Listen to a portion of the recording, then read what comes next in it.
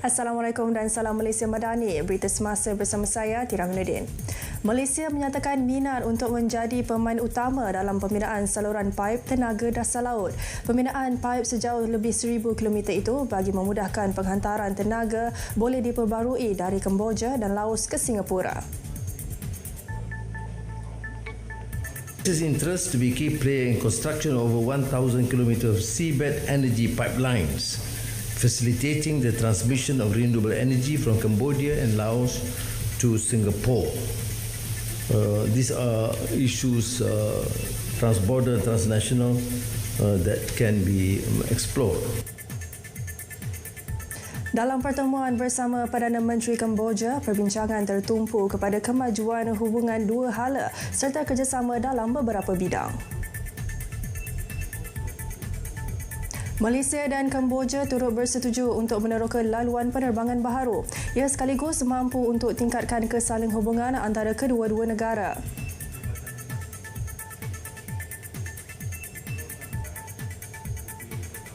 We explored the issue of tourism and 47 flights a week from Cambodia to Kuala Lumpur and Kuala Lumpur to Cambodia. But then you have suggested, and I agreed, that we should explore new routes to expand this, because there is a huge potential in both our countries.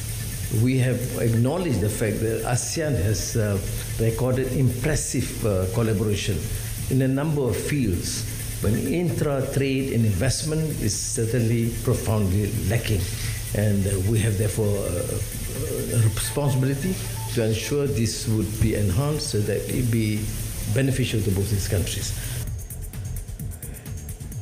Ringgit pada masa ini terkurang nilai menurut Gubernur Bank Negara Dato' Abdul Rashid Ghafur. Jika dibandingkan dengan asas dan prospek ekonomi Malaysia yang positif, ringgit sewajarnya didagangkan pada tahap yang lebih tinggi.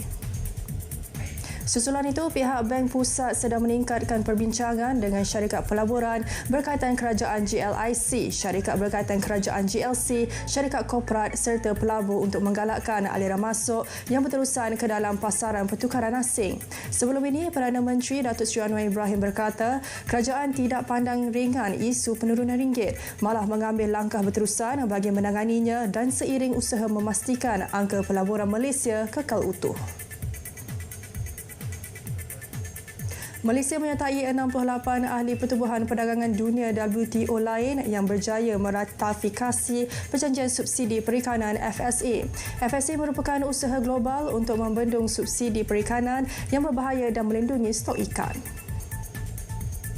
FSA diratifikasi semasa bersidangan peringkat Menteri WTO ke-13 di Abu Dhabi, Emirat Arab Bersatu. Menteri Pelaburan, Perdagangan dan Industri Tengku Datuk Seri Zafrul Tengku Abdul Aziz berkata, ratifikasi itu menunjukkan komitmen Malaysia terhadap kerjasama global dan pengawasan yang bertanggungjawab terhadap lautannya. Katanya lagi, FSA juga akan memastikan sebarang subsidi terhadap aktiviti perikanan yang disediakan negara anggota adalah telus dan bertanggungjawab. SPRM Kedah menahan seorang bapa dan anaknya kerana disyaki menggunakan dokumen tuntutan bayaran yang mengandungi butiran palsu.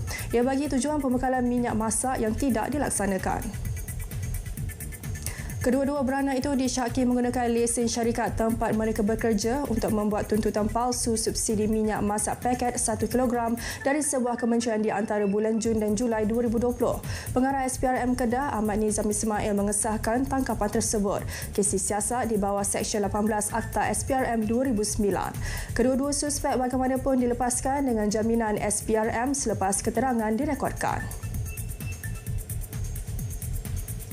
Berita semasa berakhir di sini dari Sungai ke Segara, Palestin pasti merdeka. Assalamualaikum, salam Malaysia Madani.